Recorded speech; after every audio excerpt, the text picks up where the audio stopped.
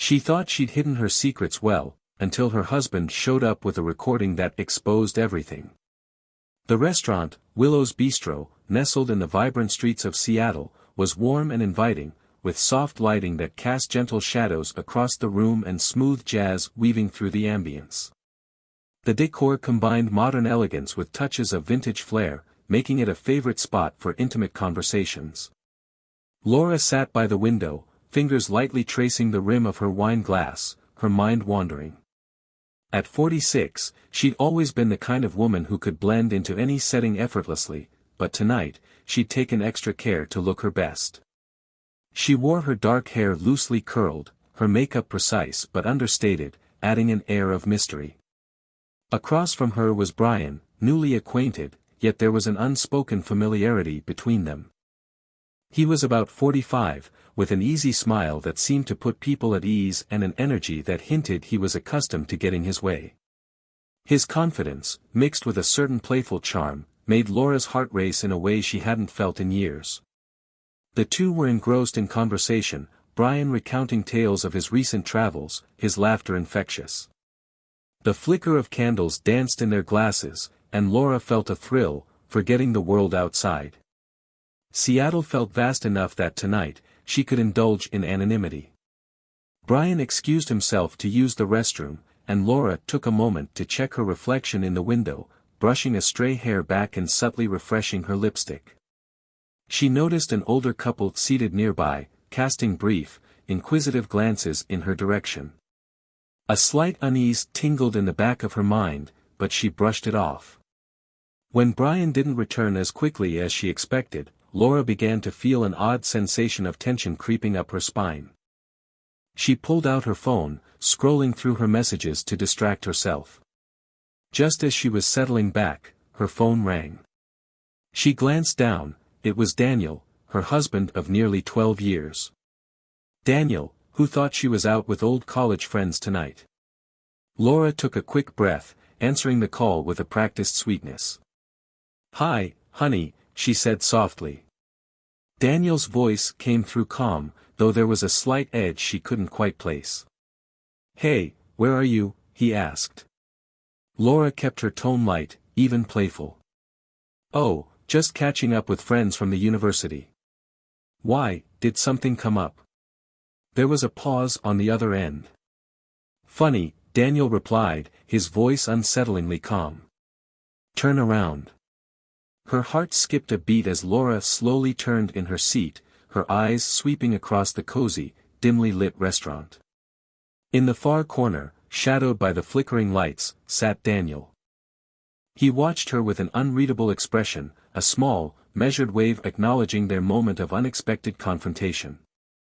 Laura's mind raced as she tightened her grip on her phone. She whispered, "Daniel, what are you doing here? Weren't you supposed to be at work tonight?" "Change of plans," he replied, his tone smooth yet firm. "Thought I'd grab a quick bite at Willow's. But imagine my surprise when I saw my wife here, looking quite cozy with someone I've never met." The accusation was barely veiled, and Laura felt its weight. But she forced herself to keep calm, her lips curving into a slight smile as she glanced over at the other woman at Daniel's table. "Well, I guess we both have some explaining to do. Who's your dinner companion?" she asked, gesturing politely. Daniel's gaze didn't waver as he answered, "This is Melissa. My lawyer." His words landed like a punch, but Laura kept her expression neutral. Unflinching, Laura picked up her glass and took a deliberate sip. Gathering her nerves, she stood, walking toward Daniel's table with a confidence that belied her quickened heartbeat. As her heels clicked softly against the polished wooden floor, she flashed Melissa a polite smile. "So, Melissa, is it?" she asked, her tone light but edged with challenge. Melissa looked up, her gaze steady and professional. "That's right, Laura." The two women exchanged a brief, assessing glance, as though silently sizing each other up. Laura could tell Melissa wasn't rattled in the slightest, she was here on a mission. Laura turned back to Daniel, voice edged with mild amusement. "So, Daniel, what's this about? A lawyer for dinner?" Are you really here to enjoy the food, or is there something else I should know? Daniel's lips curved into a cool smile. Laura, it seems we're both out for a night of surprises, he said, settling back into his chair. I'd hoped this would go differently, but here we are. Just trying to keep things transparent, you know. Laura raised an eyebrow, her voice light yet laced with tension. Transparent, really? Because if you were being so transparent, maybe you'd share why you felt the need for legal company. Her gaze lingered on Melissa, who watched the exchange with mild interest, her expression giving away nothing. Daniel let out a soft chuckle. Transparency, Laura, that's the point. You see, I like to think I'm not quick to jump to conclusions. But I've had questions. Perhaps you'd like to explain to me who this Brian really is? Laura's smile barely faltered, though her grip on her wine glass tightened. He's a friend, Daniel. Nothing more, she replied, her tone measured. Artists, especially musicians, tend to be a bit more expressive. Maybe you wouldn't understand, but that's all it is. Creative minds connecting. Daniel's eyebrow arched, his skepticism evident. Expressive, huh? I just hope his hands stay on the piano and off anything else. He took a slow sip of his wine, his eyes never leaving hers. Laura forced a light-hearted laugh, brushing off the insinuation. Melissa, take note of how theatrical he can be. Honestly, Daniel, such insinuations. It's just dinner with a fellow artist. Melissa, watching the interaction with a trace of amusement, shrugged. I found life does tend to have its surprises, she commented dryly. Laura laughed, though her heart raced. Really, Daniel? Are we doing this here, now? Is a night out really worth all this suspicion? Daniel leaned in, his voice low and measured. Laura, I'm not one for paranoia. So why don't you go ahead and tell us a little more about your friend? What's his story? Laura held his gaze, her smile unwavering. Brian's just a friend, nothing more. Unless, of course, Melissa here considers a love of jazz suspicious, she said with a laugh, casting a glance at Melissa. Melissa chuckled softly, her demeanor unfazed. Well, Laura, I wouldn't go that far. But I do find all of this quite enlightening. Daniel smirked, his gaze amused but unyielding. All right, Laura. I guess I'll take your word for it. But I'd love to hear what Brian thinks about your friendly relationship, he said, leaning back in his chair, crossing his arms with a look that dared her to keep her story intact. Laura's confidence flickered, but she kept her chin up. Absolutely, Daniel, she replied, her tone steady. As soon as he's back, I'm sure he'll back me up. Not sure what's keeping him so long. She forced a small smile, even as her fingers gripped her glass tightly. Just then, Daniel reached into his jacket pocket, pulling out his phone. With a casual swipe, he unlocked it. Actually, Laura, we don't need to wait for him. He might come back eventually, but in the meantime, I thought you'd like to hear what he already told me. He raised the phone just enough for her to see, and Laura's stomach tightened as a recording began to play. Her eyes darted to Melissa, whose gaze sharpened with interest. Daniel's voice was the first to break the silence on the recording. That woman by the window, your friend, is she? Brian's laugh, too confident for Laura's comfort, filled the space. Yeah, you could say that. What's it to you? Daniel's tone remained light, almost friendly. Just curious. You seem to have a way with her. Any tips? Brian chuckled, a little too self-assured. Well, I don't know if it can be taught. Some people just know how to keep things exciting, if you know what I mean. Daniel pressed further, his tone casual. So, are redheads really as fiery as people say? Brian laughed, clearly pleased with himself. Oh, definitely. Fiery is putting it mildly. He paused, then added, let's just say, she's quite the handful. The recording ended, leaving a heavy silence. Laura's face flushed, but she tried to brush it off, clearing her throat. Daniel, really, this is ridiculous. Men exaggerate to impress each other. You know that. It doesn't mean anything. Daniel raised an eyebrow, his smirk returning. Oh, really? Just a joke, then. Well, I'm all ears, Laura. Go ahead and explain. Laura took a steadying breath, letting out a soft laugh. Brian loves to show off, that's all. He probably thought he was being funny. She glanced at Melissa, hoping to find some kind of ally. Melissa, can we really take the words of a man trying to bond over bravado seriously? Melissa gave her a tight smile, looking mildly amused but unsympathetic.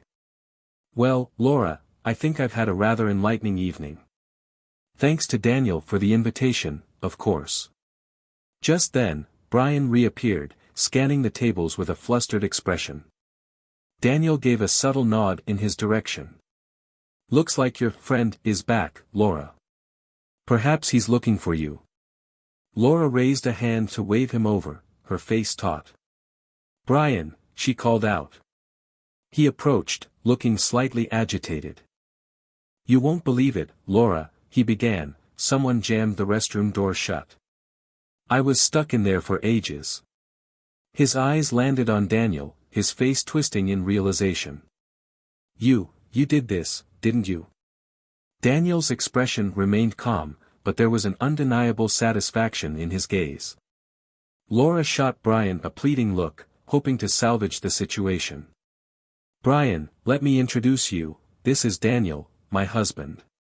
I'm sure he'd be glad to hear we're just, her voice trailed off as Brian's face drained of color.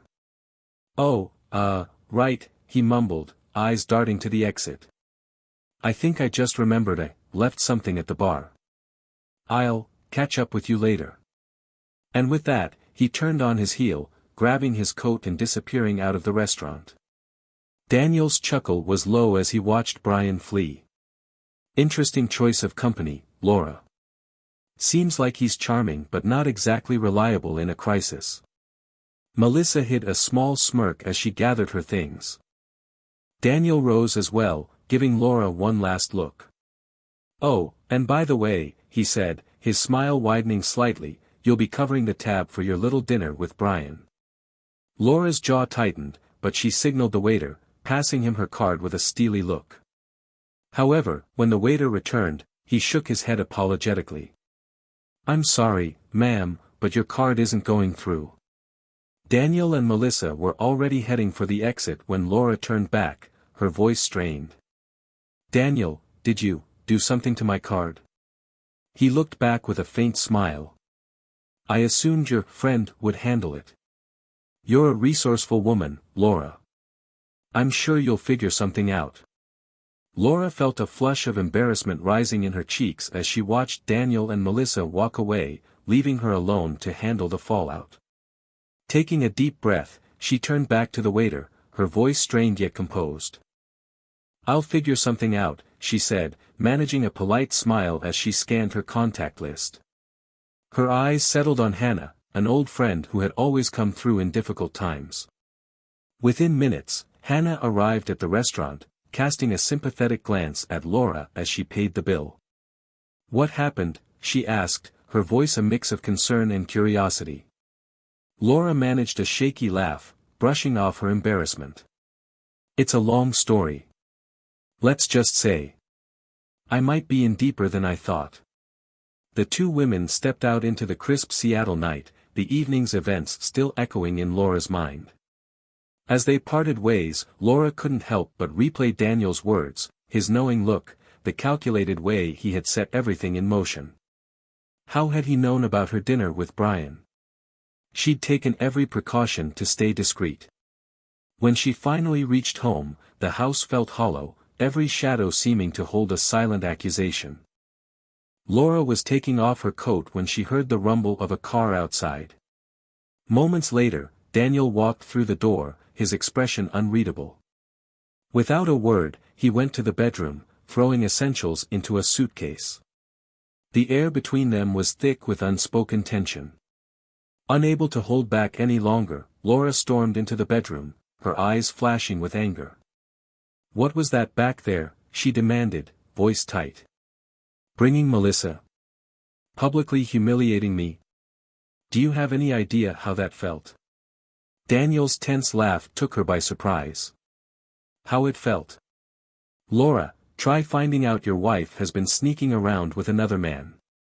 Do you know how that feels?" Laura's frustration flared, her voice rising. "You're blowing this way out of proportion.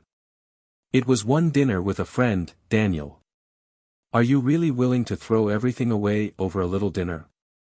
Daniel looked at her, a flicker of hurt crossing his face. "Laura, I did love you. Once, we had something real. But seeing you there, with him," he shook his head, his tone hollow. "It's clear things have changed. I want a divorce." Laura's face hardened. "A divorce? Over some nonsense you overheard in the bathroom?" She grabbed her purse, hurling it across the room, her voice filled with resentment. "Go to hell, Daniel. I don't deserve this." Daniel's patience finally frayed.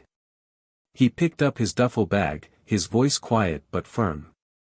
"Laura, you've made your choices. Now I'm making mine." And with that, he walked out, leaving her alone in the silent aftermath. The next morning, Laura was startled awake by a knock at the door. Groggy, she opened it to find Melissa standing there, a thick stack of papers in hand. Laura's jaw clenched as she took the documents, flipping through them with growing frustration. Melissa's calm expression was unyielding, her lawyerly demeanor making it clear this was anything but a social call. After Melissa left, Laura immediately called Thomas, a respected attorney known for his skill in high-stakes cases. By that afternoon, she was sitting in his office, outlining her defense strategy. They would paint Daniel as a jealous, controlling husband driven by paranoia. With the right approach, Laura was confident they could turn things in her favor. But as she went over her case with Thomas, a nagging question lingered: how had Daniel found out about her dinner with Brian? She'd been careful, hadn't she? But with no concrete answers, she pushed the thought aside, assuring herself that she'd handle it in court. Finally, the day of the trial arrived. Laura sat at the defense table, outwardly composed and ready. She and her attorney, Thomas, had prepared a robust defense, framing Daniel as a jealous husband whose suspicions had driven him to act out of spite. The courtroom was silent, the air thick with tension as opening statements were made. However, as the proceedings unfolded, Laura's confidence began to waver. Daniel's attorney, Mark Heller, introduced a piece of evidence that blindsided her, a series of printed screenshots of messages from Laura's own phone. These messages, exchanged between her and Brian, were far more intimate than any innocent catching up could explain. Her heart raced, her face flushing as she realized the depth of Daniel's preparations. Under her breath, she muttered, "Damn it, Daniel. You invaded my privacy." But the evidence didn't stop there. Daniel's lawyer called a surprise witness, Mr. Clark, an elderly neighbor who testified to seeing Brian come over to Laura's house one evening when Daniel was working late. Thomas did his best to discredit Mr. Clark, but the damage was already done. Daniel's case was rock solid, and Laura's defenses were starting to crumble. As the trial reached its closing moments, it was evident that Daniel had gained the upper hand. When the verdict was finally read, Laura felt the weight of her actions come crashing down. Daniel had won, and she was left to face the consequences. After the verdict, Laura spotted Daniel in the courthouse hallway. Swallowing her pride, she caught up to him, placing a tentative hand on his arm. "Daniel," she said, her voice soft and remorseful. "Can we talk? Maybe we don't have to end things this way. I know I made mistakes, but we were good together. Can't we find a way to work this out?" Daniel's expression softened for a moment, but his gaze remained resolute. "Laura, you didn't just make mistakes. You lied to me, repeatedly, even when confronted. You manipulated the truth. He shook his head, his voice filled with a quiet resolve. I loved you, Laura. But betrayal isn't something I can forgive. Her heart sank as she watched him turn away, his footsteps echoing down the hall. In that moment, Laura knew that everything she'd once held dear had slipped through her fingers. The thrill she'd once felt at hiding her secrets had come back to haunt her, and now all she had left were the consequences of her choices.